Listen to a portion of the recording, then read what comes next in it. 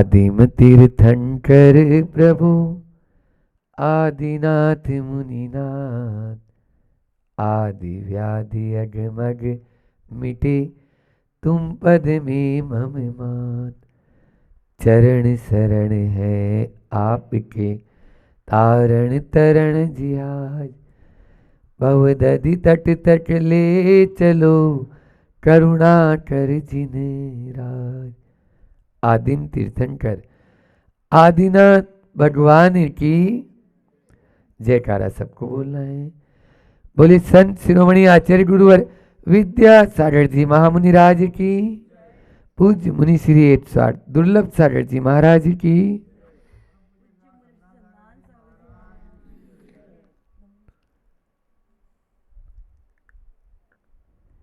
एक भिखारी जिंदगी भर भीख मांगता रहा और जैसा सबके साथ होता है वैसा वह भी जवान से बूढ़ा और बूढ़ा से एक दिन उसके प्राणांत भी हो गए। गांव के बाहर रहता था एक झोपड़ी में, वहीं पर वह देहावसान को प्राप्त हुआ। लोगों ने सोचा क्यों न यहाँ इसकी कब्र खोद कर इसको यहीं पर कर दे। कब्र खोदने के लिए वहां पर खुदाई की, वहां पर एक बहुत बड़ा खजाना मिला।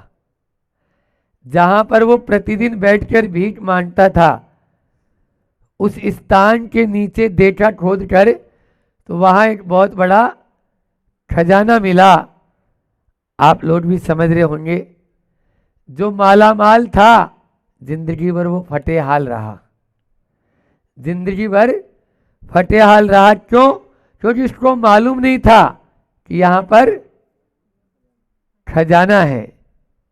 हम सब भी देखें कि हमारे पास में कितना खजाना है, किस वैभव को हमारे भीतर जो विद्यमान है उस वैभव को देखें, उस शक्ति को पहचानें और उस क्षमता और सामर्थ्य का उपयोग करें।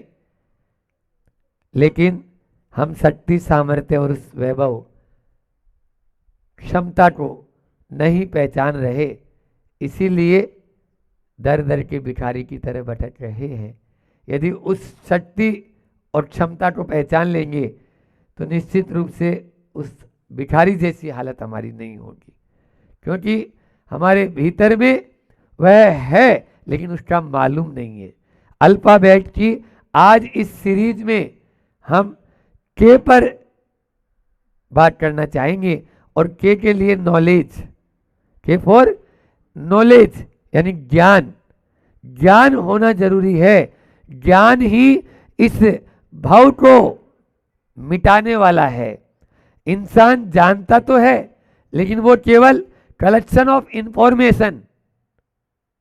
आज शिक्षा के माध्यम से भी जो पढ़ाया जा रहा है वो यही पढ़ाया, चाहे फिजिक्स हो, चाहे केमिस्ट्री हो और चाहे मैथमेटिक्स हो, उसमें वो चीज नहीं पढ़ाई जा रही कि जानने वाला कौन है उसको बताया ही नहीं जा रहा है। बाकी दुनिया की पूरी बातें बताई जा रही है, उसको सब कुछ पढ़ाया जा रहा है। एक से पूछा, क्यों भैया तुम भारत के बारे में जानते? भारत के बारे में क्या महाराज, हम तो पूरा ग्लोब के बारे में जानते हैं, हम विश्व के मानचित्र के बारे में। अरे विश्व नहीं, हम अंतरिक्ष के बारे में भी जानते हैं और पाताल के बारे में भी जानते हैं। और लोग वीडियो दिखाते हैं आके, मुझे तो हंसी आती है उन पर भी। कोई बोलता है 2 चंद्रमा, कोई बोलता है 2 सूरज है, कोई बोलता है इधर से जाए तो ऐसी रोड मिलेगी, उधर से जाए तो ऐसी रोड मिलेगी। उसको अपना एड्रेस मालूम नहीं, बाकी सबका एड्रेस मालूम है। ये आज के इंसान की हालत है। सबको जाना पर उस जानने वाले को नहीं जाना, तो सारी की सारी हमारी यात्रा अधूरी है। आइंस्टीन दुनिया का सबसे बड़ा वैज्ञानिक मरणासन्न था, उसके चारों ओर उसके शिष्य मंडली खड़ी थी। शिष्यों ने हाथ जोड़ के गुरु से निवेदन किया, गुरुवर कोई खोज अधूरी तो नहीं रह गई, कोई खोज अधूरी तो नहीं रह गई। आइंस्टीन ने कहा, हाँ मेरी खोज अधूरी रह गई।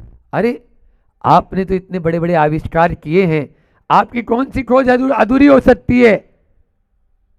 एक शिष्य ने जब ऐसा पूछा तुरंत आइंस्टीन ने कहा, मेरी खोज, उस खोज के आगे सारी खोजें अधूरी ही है, क्योंकि आज तक मैंने उस खोज करने वाले की खोज नहीं की, खोज करने वाले की खोज नहीं की, इसलिए मेरी सारी खोजें अधूरी है। हमको भी ये देखना है कि खोज करने वाला कौन है। विडंबना है कि सबको जानने वाला अपने को नहीं जान पा रहा। सबके मोबाइल नंबर मालूम है, अपना ही नंबर मालूम नहीं है उसको। बाहर के तो सारे सबके मोबाइल नंबर उसके पास में है, पूरा भरा हुआ है उसमें, लेकिन अपना नंबर उसमें सेव भी नहीं है, याद ही नहीं है। क्या करें? तो यह है ज्ञान के माध्यम से, नाणम पयासम, ज्ञान प्रकाशक है। हमारी भारतीय संस्कृति अंधकार से ज्ञान की ओर जाने वाली है। उजाले को इसीलिए नमन करते हैं, हमारे ढलते सूरज को प्रणाम नहीं है, उठते हुए सूरज को प्रणाम है। ज्ञान समान न आन जगत में सुख को कारण। कल मैंने प्रवचन में वीरदिल में भी कहा था कि जात न पूछो साधु की, पूछ लीजिए ज्ञान। जात न पूछो साधु की, पूछ लीजिए ज्ञान। और मोल करो तलवार का, पड़न रहन दो म्यान। म्यान को एक तरफ दो, आप तलवार का मोल करो। बस आपको साधु को देखो, साधु का भेष देखो, साधु का ज्ञान क्या है। साधु अपने भीतर में है या बाहर में है, रुपया पैसा टका में है या वो अपनी आत्मा में डूबा है, वो किसमें तपश्चर्या कर रहा है या केवल मात्र अपना जो है मठ या आदि कुछ भी बना रहा है, ये पहले देख लो। बस साधु के पास में ज्ञान का मतलब यहां पर उसी ज्ञान से लेना है, नॉलेज, ज्ञान, और वो भी भीतरी ज्ञान होना चाहिए। ज्ञान ध्यान तपोरट्टस तपस्वी स प्रशस्यते। आचार्य समंतभद्र स्वामी कह रहे हैं, जो ज्ञान और ध्यान में रत रहते हैं ऐसे ही तपस्वी प्रशंसा के योग्य हैं और ऐसे ही तपस्वी पूज्य हैं। ऐसा तो यहां पर दो तीन उदाहरण देता हूं कि ज्ञानी या ज्ञान के माध्यम से किस प्रकार से हम अपने आप को स्टेबल कर सकते हैं। समझ में आ रहा है? ज्ञान होता है तो हम अपने आप को बहुत उच्च स्थान पर ले जा सकते हैं, या इस व्यवहारिक लोक जीवन में भी अच्छे से रह सकते हैं, ऐसा समझ लो। जैसे मान लीजिए आपको फीवर आया, ठीक है, 102 103 या 104 हुआ, आप किधर जाएंगे? हॉस्पिटल तरफ भाग जाएंगे। हमें फीवर आया 105 106 भी हो गया, कहां जाएंगे? बोलो कहां जाएंगे? अपने ज्ञान का उपयोग करेंगे। हम तन में ड्रिप नहीं लगाएंगे, मन में ड्रिप लगाएंगे। बस आप लोग तन में ड्रिप लगवाते हो और हम मन में ड्रिप लगाते हैं, और जैसे ही मन में ड्रिप लगाते हैं टेम्परेचर अपना आप डाउन आ जाएगा। ये शरीर तो व्याधियों का मंदिर है, शरीर व्याधि मंदिरम। आचार्य वादिवराज हुए हैं और वो आचार्य वादिवराज को कुष्ठ रोग हो गया, शरीर में पूरा कोढ़, लेकिन आत्मा के अंदर वह ध्यान करने वाले बोलते हैं कि कुष्ठ रोग हो सकता है, कष्ट नहीं हो सकता। शरीर में कुष्ठ रोग हो सकता है, लेकिन कष्ट तो तब होगा जब हम मानेंगे, जब हम समझेंगे, जब अनुभव करेंगे। अन्यथा कुछ भी नहीं। अंजना सती, अंजना हुई और 22 वर्ष तक पति मुंह से नहीं बोला। आज तो 22 दिन नहीं बोले तो तुरंत दरवाजा खटखटाने लग जाएंगे वकील साहब जी का, ये स्थिति। लेकिन वो जानती थी, ज्ञान का उपयोग किया। पति की कोई गलती नहीं है, गलती मेरे अपने कर्मों की है। मैंने जैसा कर्म किया था उसका फल मुझे मिल रहा है, इसलिए सामने वाले को निमित्त पर दृष्टि मत डालो, उपादान को देखने की कोशिश करो। हमारी स्थिति ऐसी है कि जैसे वो मान लीजिए सामने लाइट है और उस लाइट का स्विच किसी ने ऑन किया, जल गई, ऑफ किया, बुझ गई। बस हम भी, कोई हमारी यदि प्रशंसा कर दे, दो शब्द कह दे, हम खिल उठते हैं, और कोई हमारे बारे में दो टिप्पणी कर दे, हम खोल उठते हैं। बस हम अपने ज्ञान का उपयोग नहीं कर रहे हैं, हम अपना स्विच दूसरों के हाथ में दे रखे हैं। अपना संत कहते हैं अपना स्विच अपने हाथ में रखो, दूसरों को देने की कोशिश मत करो, पूरी बात करना है। अनेक उदाहरण पौराणिक, आप श्री कृष्ण, भगवान राम, इनके उदाहरण देखो। क्या हुआ, जहां राज्याभिषेक होना है वहां पर वनवास जा रहे हैं और खुशी खुशी सबको स्टेबल कर रहे हैं, सबको मजबूत बना रहे हैं। नहीं, दुखी होने की जरूरत नहीं। क्यों? पिता के वचन जो हैं उनको हमें पूर्ण करना है। ये ज्ञान का उपयोग, इस प्रकार से यदि हम ज्ञान का उपयोग करेंगे तो छोटे से भी, आप देखो आज टेलीविजन पारस चैनल हो, चाहे जिनवाणी चैनल हो, चाहे आर्यन चैनल हो, चाहे आदिनाथ चैनल हो, चाहे अन्य कोई से भी संस्कार चैनल हो, उसके माध्यम से और संतों का भी आवागमन बहुत हो रहा है। हर नगर नगर में संतों का आवागमन हो रहा है, लेकिन फिर भी व्यक्ति की जो दुष्प्रवृत्तियां हैं, व्यक्ति के जो परिणाम हैं, व्यक्ति की जो भावनाएं हैं, वो उतने नहीं बढ़ पा रही है जैसा पहले था। वैसा क्यों नहीं हो पा रहा है? बोलो। क्योंकि ज्ञान तो है लेकिन ज्ञान का उपयोग सही नहीं कर रहे। आचार्य भगवान कहते हैं ज्ञान प्राण है। हमारे गुरु जी का हाइकू है ये, ज्ञान प्राण है, संयत हो तो प्राण, अन्यथा स्वान, अन्यथा कुछ नहीं है। स्वान की भांति बस दिन रात घूमना, इधर उधर मुंह मारना, भौंकते रहना, बस यही है। तो इसलिए ज्ञान को प्राण बनाने की कोशिश करना चाहिए। हमें पुराने ज़माने में जब अध्ययन कराते थे तो छोटी, जब भी अध्ययन पूर्ण होता उस समय परीक्षा ली जाती थी, ठीक है ना। आप भी अपने ज्ञान को और उन्नत बनाना चाहते हो और अपने जीवन को सफल और अच्छा बनाना चाहते हो तो 4 आपको बिंदु देता हूं जो आज के पर करना है अपन को बात। के फॉर नॉलेज तो बता दिया मैंने, के फॉर की। सबसे पहले मैं की ऑफ लाइफ, जीवन की चाबी क्या है, जीवन की चाबी क्या है उसको पहचानना है। क्योंकि बात ऐसी है, या तो चाबी नहीं है और चाबी है तो ताले का पता नहीं है, ताले का पता नहीं है। एक बार ऐसा हुआ, एक शराबी शराब पीकर आया और अपने ही घर के दरवाजे में जो है काफ़ी देर से खड़ा है और खोलने की कोशिश कर रहा है, खुल नहीं रहा है।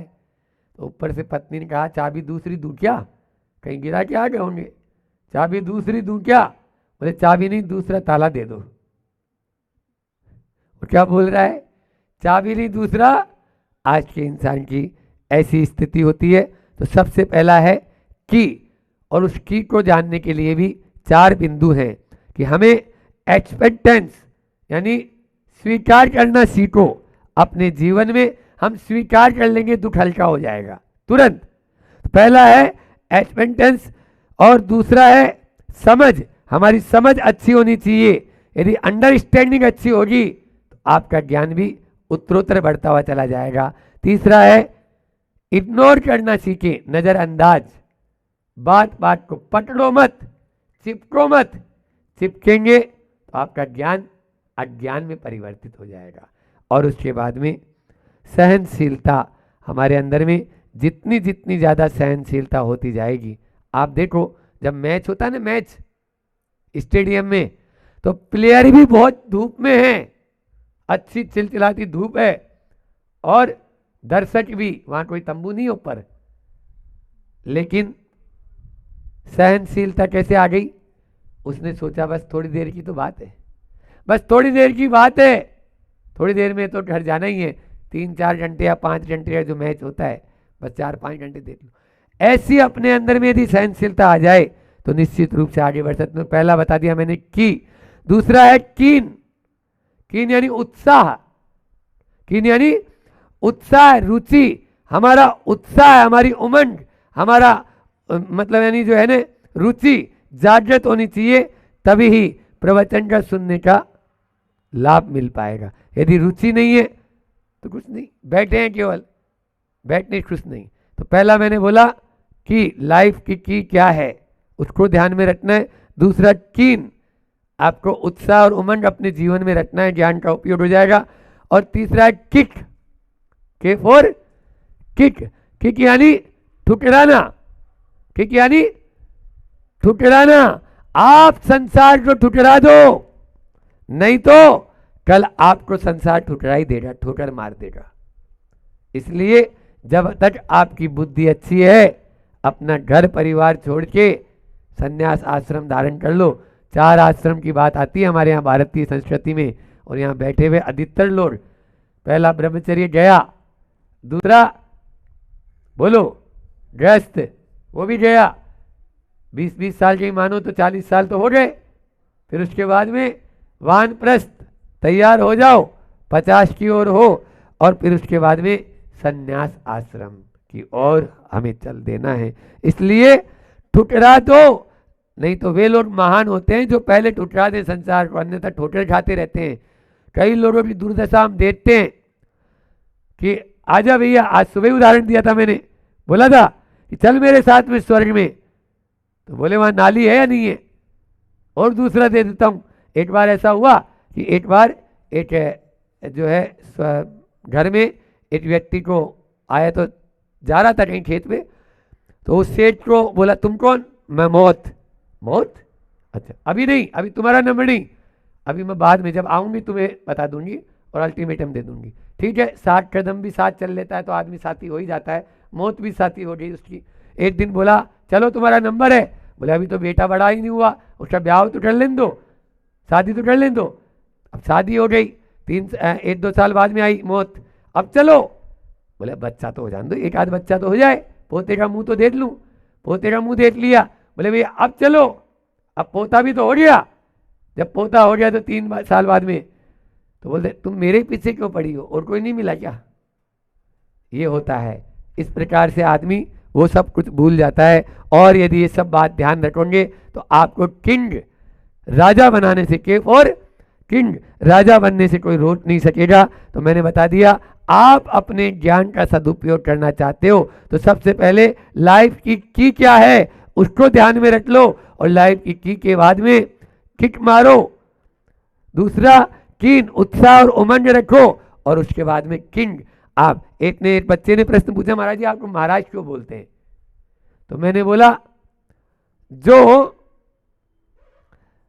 जो दुनिया पर शासन करे वो राजा कहलाता है, और जो अपने आप पर शासन करे वो महाराजा कहलाते हैं। जो दुनिया पर शासन करे वो राजा कहलाता है, और जो अपने आप पर शासन करे वो महाराज कहलाते हैं। इस प्रकार से अपने आप पर हमें शासन करना है, दूसरों के ऊपर राज नहीं, अपने आप पर राज करने की कला आप लोगों को आज बताई है। इसके माध्यम से, इस ज्ञान के माध्यम से ही हम अपने उस अनादि के संस्कार को समेट सकते हैं, अन्यथा यह तो बढ़ता ही चला जाएगा। इसलिए ज्ञान को, अपने नॉलेज, संसार का नॉलेज रखने की जरूरत नहीं है, हमें भीतर का तुस मास भिन्नम शिवभूति महाराज, इतना सा बस याद रख लिए। बस ये शरीर तुस है और इसमें आत्मा मास यानी उड़द या उसका जो है वो है दाल है, बस उस दाल और छिलके का इतने में आपका काम हो जाएगा, और बाकी तो सब विस्तार है। हाँ, जीव अलग और पुद्गल अलग, इतना ही यदि याद रख लेंगे तो आपको फिर कहने की या उपदेश देने की ज़्यादा ज़रूरत नहीं है, उसको ग्रहण करें। इसी भावना के साथ अपनी वाणी को विराम देता हूँ। समय भी आप लोगों का पूर्ण हो चुका है। बोले अहिंसा परमो धर्म की। कल अपन ने चर्चा करी थी, पैसा, ज्ञान और विश्वास, ये तीनों जा रहे थे तो उन्होंने पूछा कहाँ मिलोगे? तो पैसे ने कहा कहाँ मिलूँगा मैं तो पैसे वालों के पास ही मिलूँगा, नेताओं के पास, डॉक्टरों के पास मिलूँगा। ज्ञान से पूछा आप कहाँ मिलोगे? तो उन्होंने कहा मैं कहाँ मिलूँगा, गुरुओं के पास मिलूँगा, कहीं पुस्तकालय में मिलूँगा। और फिर जब विश्वास से पूछा आप कहाँ मिलोगे, तो उसने कहा मैं एक बार चला जाता हूँ तो वापस नहीं आता हूँ। तो यही अपन ने कल विश्वास पे चर्चा करी थी। विचार करना, आपने अपना विश्वास खोया है कि बनाया है, इस पे चर्चा करी थी। और फिर इसके बाद मैंने 3 बातें रखी थी, शरीर, मन और क्या है, हमारे पास 3 चीज़ें हैं, शरीर है, मन है और आत्मा है। शरीर, मन, आत्मा, इन तीनों चीज़ों की बात करी थी। शरीर क्या है? जिसको भरना पड़ता है, खाली करना पड़ता है, वह शरीर। भोजन लो, सो जाओ, पानी पियो, लघु शंका जाओ, है ना, ऑक्सीजन लो, छोड़ो, है ना। कपड़े पहनो, गंदे छोड़ो, मतलब क्या, निकालो और लेते चलो। ये है शरीर, उसको हम कह सकते हैं नदी। क्या कह सकते, क्योंकि नदी में भी पानी आता है और चले जाता है। फिर बात करी थी मन की। मन ऐसा है, कभी खाली नहीं होता है, चाहे कितना भी दो कभी संतुष्ट नहीं होता है। उसकी उपमा दी थी हमने सागर के साथ। सागर में कितनी नदियां आके चली जाए, लेकिन कभी सागर संतुष्ट हुआ है, नहीं हुआ। ऐसा हमारा मन है जो पैसा, प्रसिद्धि और सम्मान के लिए भूखा बना रहता है, कभी भी जो है वो क्या, संतुष्ट नहीं होता है। 3 बातें उसमें कही थी कि सागर, शमशान और तृष्णा कभी भी जो संतुष्ट नहीं होती। ना सागर कभी संतुष्ट होता है, ना शमशान कभी संतुष्ट हुआ है, और ना अंदर की तृष्णा कभी संतुष्ट हुई है। और तीसरी बात, एक सागर से उपमा दी थी मैंने, काय की, मन की। अब बात थी काय की, अब तीसरा कौन बचा, आत्मा। तो आत्मा के लिए मैंने कहा जिसको कभी नहीं भरना पड़ता है और जिसको नहीं खाली होना पड़ता है, वो है आत्मा। आत्मा आकाश के समान है, जिसमें ना खाली करना है ना भरना है। वो तो कैसी रहेगी, वो जो आकाश है उसे किसी से लेना देना नहीं, ऐसी आत्मा है। अब हमारे जीवन के केंद्र स्थान में क्या है, नदी है, सागर है कि आसमान है। इस पर कल अपन ने विचार किया था। मैंने तो यही कहा था कि हमारा लक्ष्य तो क्या है, आसमान। बस आप लोगों का भी लक्ष्य आसमान बन जाए तो बहुत अच्छी बात है कि। और 4 सत्य की बात कल करी थी मैंने। 4 सत्य में मैंने आपके सामने रखा था कि सबसे पहला तत्कालीन सत्य, सबसे पहला तत्कालीन सत्य, जो मिलता है छूट जाता है, वो तत्कालीन सत्य। मतलब हमने जुबान पर रसगुल्ला रखा, खाया, भूल गए, ये तत्कालीन सत्य। टीवी देखी, वो दृश्य दिखा और भूल गए, ये तत्कालीन सत्य। इस तत्कालीन सत्य को कह सकते हैं हम कि इंद्रियों से जो मिल रहा सुख है वो तत्कालीन सत्य है, मतलब काम पुरुषार्थ, इसको कह सकते हैं आप धर्म की भाषा में। फिर तत्कालीन के वस्तुत्व के बाद मैंने करी थी बात आपसे समकालीन सत्य की। समकालीन सत्य जो आपके साथ आगे तक जाए, वो समकालीन सत्य है। जो आप व्यापार में लगे हो, अर्थ कमा रहे हो, वो आगे तक आपके साथ जाएगा, उसके बिना कोई कीमत नहीं है आपकी। तो समकालीन सत्य है, वो है अर्थ पुरुषार्थ। फिर तीसरी बात करी थी सर्वकालीन सत्य। सर्वकालीन सत्य क्या है, ध्यान रखना, सर्वकालीन सत्य वो है जो आज भी है और आगे भी आपके साथ जाए, इस भाव में नहीं। वो जो आपका धर्म, जो आपने जो किया धर्म, कौन सा पुरुषार्थ किया, इसके अर्थ पुरुषार्थ, वो तो यहीं छूट जाएगा, धन संपदा यहीं छूट जाएगी।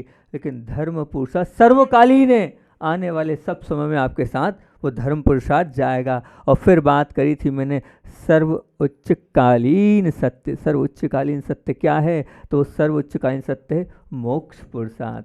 जो लगे हैं चारित्र को धारण करके और मार्ग में लग गए कि हमें भगवान बनना है, वो उच्चकालीन सत्य। अब आप लोग बताओ, आपके जीवन में कौन सा सत्य, आप किस सत्य के आधार पर अपने जीवन को चला रहे हो। ये कल की अपनी बात थी। फिर आज अपन चलते हैं, और फिर नई 6 बातों से तो हम रोज़ के रोज़ आपके सामने बातें रखते ही हैं। आज चलते हैं चर्चा कि हम इस संसार में भटक रहे हैं और इस संसार में हम रह रहे हैं और सबको रहना ही है, ये तो मजबूरी है, पर्याय मिली है, तो जीवन को तो जीना है। लेकिन इस जीवन को हम जी रहे हैं, इस जीवन में हमने अनेक प्रकार की उपलब्धियां भी प्राप्त करी, अनेक प्रकार की हमारे जीवन, इस जीवन के साथ अनेक प्रकार की विसंगतियां भी हुईगी। तो अब हमारे इस जीवन को बहुत मधुर बनाना है, हमारे संबंधों को अगर मधुर बनाना है, हमारे व्यवहार को बहुत अच्छा बनाना है, तो क्या करें। तो आज आपके सामने 6 सूत्र दे रहा हूँ। अगर ये 6 सूत्र अगर आप आपके जीवन में अपनाएंगे, जितने होंगे आज कर लेंगे, नहीं तो कल करेंगे, अपनी तो ऐसी दुकानदारी है, जितना समय मिलता उतना कर लेते हैं। तो वो सबसे पहला सूत्र, अगर वास्तविकता में आपको संबंधों में मधुरता बनानी है, संबंधों को अच्छा बनाना है, अपने आप को अच्छा बनाना है, तो सबसे पहली बात यह है कि आपके जीवन लव टू थैंक्स गिविंग होना चाहिए। आप हमेशा हर कार्य के बाद कम से कम आपके जीवन में धन्यवाद की प्रवृत्ति होना चाहिए। अगर आप धन्यवाद देते चले जाएंगे तो निश्चित तौर से ये मान के चलना, आपके जीवन में संबंध जो बनते चले जाएंगे। आप विचार करना, कभी आपने अपने पत्नी को धन्यवाद दिया, उसने गरम गरम रोटी खिलाई, उसने आपका इतना ध्यान रखा, उसने कपड़े धोए, सब कुछ व्यवस्थित किया, धन्यवाद दिया? नहीं दिया। उसका कर्तव्य है कर्तव्य, लेकिन उससे ज़्यादा कर्तव्य आपका है। आप थैंक्स गिविंग कर दोगे, अगर आप धन्यवाद दे दोगे तो बहुत अच्छी बात है। कि माँ पर कभी बच्चों ने कहा कि मेरी माँ ने मेरा इतना ध्यान रखा है, मेरे लिए सब कर रही है, वो तो नींद, उसकी रातों की नींद चली जाती है सिर्फ मेरे कारण। कभी किसी बच्चे ने कहा कि माँ तेरे लिए धन्यवाद हो? कभी नहीं। हम ये धन्यवाद नहीं दे रहे हैं, इसलिए मधुर जो हमारे संबंध है वो नहीं हो रहे। एक भाई और एक आपस में छोटा हो चाहे बड़ा हो, उसको भी छोटे भाई ने बड़े भाई को या बड़े भाई ने छोटे भाई को धन्यवाद दिया? कभी नहीं दिया। यहाँ तक कि मैं एक बात बताऊँ, जैसे अगर मान लीजिए आप प्रवचन सभा में बैठे हैं और प्रवचन सभा में बैठे हैं और प्रवचन सभा में आपका रुमाल गिर गया। अब आपका रुमाल गिर गया और अगर आप किसी और ने दिया थैंक्स, और अगर आपकी पत्नी ने दिया तो कभी आपने उसको धन्यवाद दिया? शायद ही कोई ऐसा होगा यहाँ बैठा हुआ जो पत्नी ने दिया उसको धन्यवाद दिया। जो पत्नी को थैंक्स क्यों नहीं, पत्नी को धन्यवाद क्यों नहीं, और आप दूसरे को धन्यवाद दे रहे हो, मतलब दूसरे ही धन्यवाद का पात्र है, आपकी पत्नी धन्यवाद का पात्र नहीं। ये हमारी बहुत बड़ी भूल है, इसलिए हमारे संबंधों में कटुता आती जा रही है, इसलिए हमारी दरारें पड़ती जा रही। हमारे संबंधों को अच्छा बनाना है तो सबको हमें धन्यवाद देना चाहिए, हमारे गुरु को भी हमें धन्यवाद देना चाहिए। मैं तो यहाँ तक कहता हूँ कि अपने नौकर को भी धन्यवाद देना चाहिए। ऐसा नहीं है, अब मान लीजिए आप जिस रिक्शे में आ रहे हो उस रिक्शे वाले को भी धन्यवाद देना चाहिए, कम से कम वो बिना पिए चला रहा है और आपके साथ आया है, आपके साथ यहाँ तक आ रहा है तो उसको भी धन्यवाद देना चाहिए। आप तो अपने ड्राइवर को भी धन्यवाद दो, क्यों?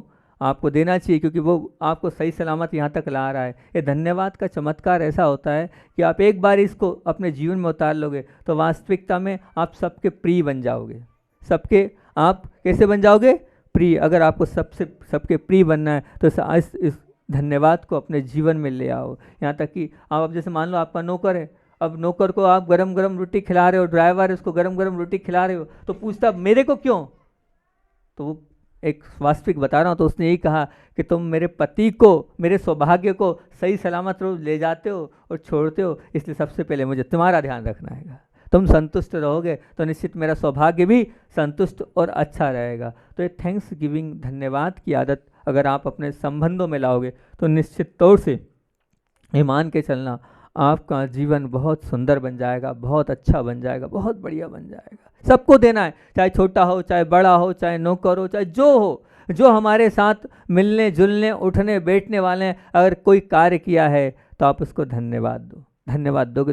मुझे एक अच्छी याद आ गई, हमेशा बोलता हूँ मैं, वो मुझे बहुत प्रिय लगती है वो चीज़, इसलिए बोलता हूँ कि एक माँ थी, वो 22 साल से बेड पे थी और सेवा करते करते करते करते, सुनना बहुत ध्यान से, कि वो सेवा कौन कर रही? बहू सेवा करते जा रही। अंत समय आया और डॉक्टरों ने कहा अब बचना मुश्किल है, अब जो है बचना मुश्किल है, इसको हम बचा नहीं पाएंगे, बहुत प्रयास कर लिया और लेकिन आपने बहुत 22 साल तक सेवा करी है, बिस्तर पर रोज़ आपने सब कुछ कराया है, वो धन्य हैं आप लोग। अब जब डॉक्टर ने हाथ खींच लिए तो जो है माँ को भी पता चल गया अब कम समय बचा है, तो अब बेटा बहू दोनों पूछते हैं, माँ बोलो, ये सत्य घटना है, माँ बोलो अब तुम्हारी आखिरी इच्छा क्या है? तो जो सास थी वो बोलती, बेटा वो इच्छा तुम नहीं पूरा कर सकते। तो बिल्कुल जो बहू थी बोले हम सब बेच देंगे अपना, माँ तू बोल क्या चाहती है, क्या तेरी इच्छा है, अंतिम इच्छा बोल, हम सब करने को तैयार। बोले बेटी तू भी नहीं कर सकती, ना बेटा कर सकता है, ना कोई कर पाएगा मेरी इच्छा को पूरा, कोई भी नहीं कर पाएगा। नहीं माँ आपको बताना पड़ेगा। बोले बोल दिया ना मैं, तुम लोग नहीं कर पाओगे मेरी इच्छा को पूरा, नहीं हम सब कुछ कर देंगे ख़त्म, पर तेरी अंतिम इच्छा पूरी करेंगे। सुनना है क्या इच्छा है? तो बोले क्या इच्छा सुनना है? तो सासू बोलती है बस मेरी अंतिम इच्छा ये है कि अगले जन्म में तेरी बहू बनूं मैं, अगले जन्म में तेरी बहू बनूं मैं, ताकि तेरी जिसे तूने मेरी सेवा करी है वो उपकार चुका सकूं और तेरी बहू बनकर तेरी सेवा कर सकूं। ये है तो कर सकती है तो कर ले। ये कोई कर पाएगा ऐसा नहीं, वो तो पुण्य होगा तो हो भी जाएगा, लेकिन ऐसी कोई है बहू तो ये भावना रखे सासू उसके लिए, ये है सेवा, ये थैंक्स गिविंग कि हाँ वास्तविकता में उन्होंने अच्छी सेवा करी है। मेरा प्रिय उदाहरण है, मैं हमेशा बोलता हूँ ऐसे जीवन को बनाना है कि लोग चाहे कि मरने के बाद भी ज़िंदगी भर तक आपको अच्छे के लिए याद करें, आपको ये याद करे कि यही दोबारा मिले तो बहुत अच्छी बात है, यही हमारे साथ रहे तो बहुत अच्छी बात होगी। अभी रो आप किसके पास जाकर? अपनी माँ के पास जाके रो, अब उसको उनका जो एहसान है वो मानो कि इन्होंने हमें यहाँ तक पहुँचाया है, इनका उपकार है कि हम यहाँ पर आए हैं, यहाँ तक पहुँचे हैं, तो इस माँ का उपकार है। कभी रोए हो आप? कभी गए हो माँ के चरणों में? कभी धन्यवाद ज्ञापित किया है?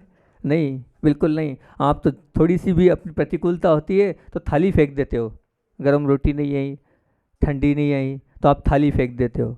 और नमक नहीं है तो आप चिढ़ जाते हो, उस माँ के ऊपर चिढ़ जाते हो जो सुबह से लगी हैगी और शाम तक कर रही हैगी, और थोड़ी सी कमी हो गई है और आप चिढ़ जाते हो, अपनी पत्नी पे चिढ़ जाते हो। बताओ क्या है ये?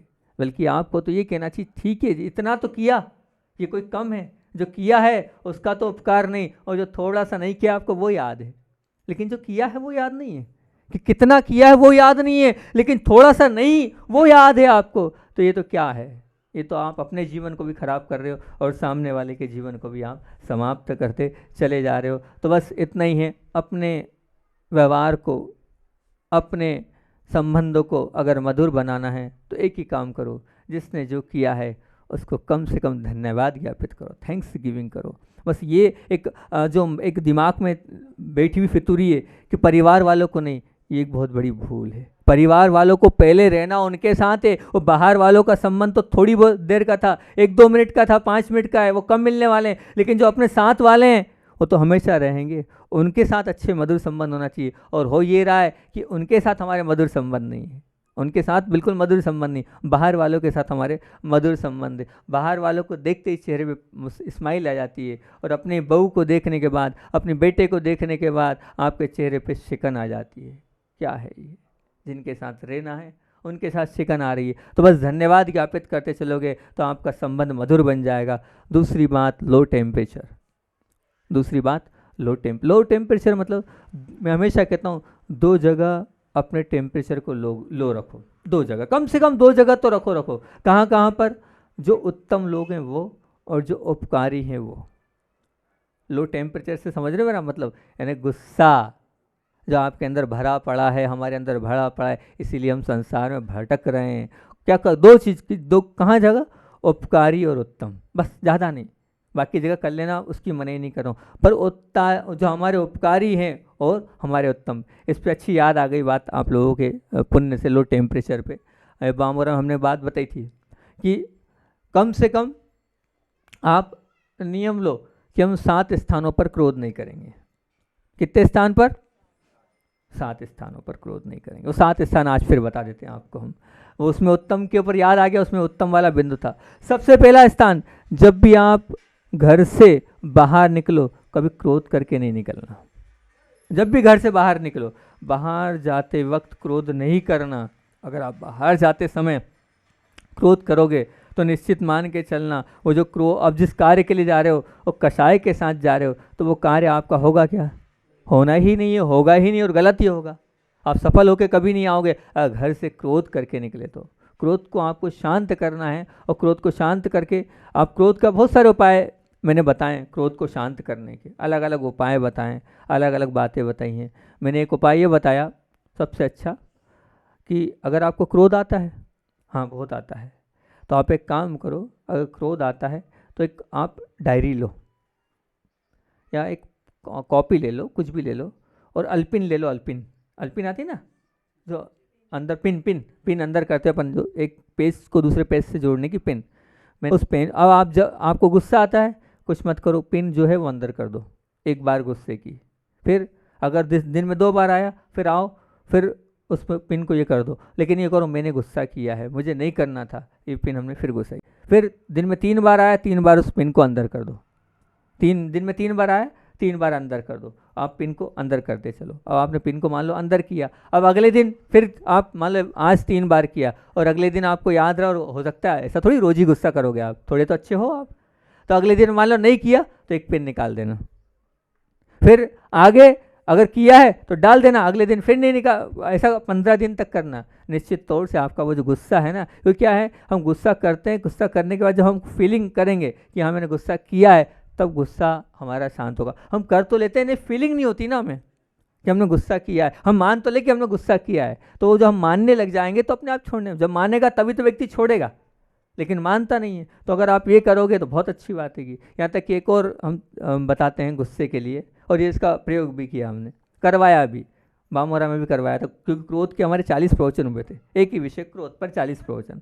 तो उसमें एक ही प्रयोग बताया था, अगर मान लो आपको गुस्सा आ रहा है ना, बोले हाँ, तो एक काम करो, आप गुस्सा आ रहा है तो जिस पर आपने गुस्सा किया है अपनी कैपेसिटी के अनुसार उसको आपको 100 रुपये देना है और क्षमा मांगना है, 200 देना है, क्षमा मांगना है, 1000 देना है, क्षमा मांगना है, जो आपकी कैपेसिटी, 10 रुपये देना है, क्षमा मांगना है, गलती हो गई, क्षमा हो गया। अगर लगता है पिताजी को भी पिताजी पे आप गुस्सा हो गए तो पिताजी को देना है, भले पिताजी का पैसा पिताजी को दो पर देना है। तो एक वहाँ पर हैं केतन भाई हैं, वो उनकी दादी उन पर बहुत गुस्सा करती थी। दादी जो है वो बहुत तेज़ थी, कड़क थी। अब वो बस दादी गुस्सा करे वो केतन भैया हाथ आगे कर दे, नियम लेके आए महाराज जी से, हर बार 100 का नोट मिल जाए। बोले गुस्सा खत्म, सब कुछ खत्म। तो ऐसा करना और बोलना है मैंने गुस्सा किया है, ये करोगे तो हो सकता है आपका गुस्सा शांत होते चले जाए। तीसरी बात आपको फील, क्योंकि इसमें क्या आपको फील हो रहा है कि मैंने गुस्सा किया है। तो पहली बात क्या, जब भी आप घर से बाहर निकलो तो क्रोध नहीं करना है। हम तो भगवान का स्मरण करके घर से बाहर निकलने वाले हैं।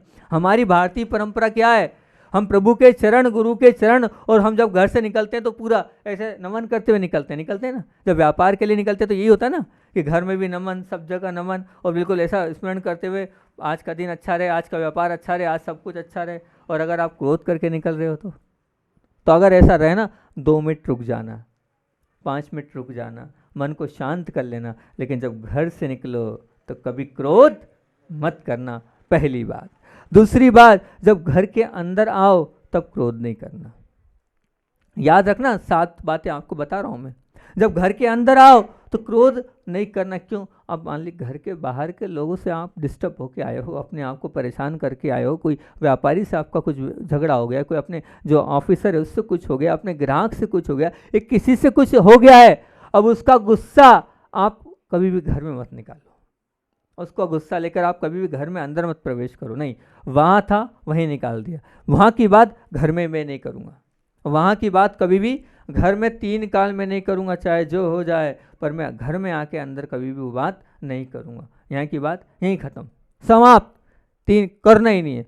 एक मतलब बार बार एक बहू को बहुत गुस्सा आता था और वो जरा जरा से बहुत गुस्सा करती थी, तो उसको मैंने एक ही नियम दिया, और मैं सबको वो नियम देता हूँ। क्या नियम देता हूँ? सबसे को यही नियम देता हूँ कि भैया तुम इस घर की अब कौन हो, अर्धांगिनी हो, इस घर की कौन हो, कुल सब कुछ हो, लक्ष्मी हो, पर इतना सा नियम ले लो, क्या ज़्यादा कुछ नहीं करना है तुम्हें। इस घर में चाहे जो हो जाए, पर इस घर की बात कभी अपने घर नहीं बताना, अपने मतलब अपने मायके मत बताना। इतना सा नियम ले लो तुम कि अपने यहाँ जितनी बहनें बैठी हैं और बहनें इतना नियम ले लें कि जब भी हमारा विवाह होगा तो भले कुछ भी हो जाए, लेकिन हम जो हैं हम तो परेशान हैं ही, और वो क्या कर लेंगे हमारे माता पिता, लेकिन हम तो परेशान हैं, लेकिन साथ साथ में किसको, अपने परिवार को ही परेशान करेंगे। कभी भी जो है अपने पति की, अपनी सास की, अपने ससुर की, अपने जेठ जी की, अपनी देवरानी देरानी जो होती है उनकी बुराई कभी नहीं करना, हमेशा क्या करना, प्रशंसा ही करना। नहीं, जो बहुत अच्छा है, बहुत बढ़िया है, तो क्या है आपका वो क्रोध शांत होता चला जाए।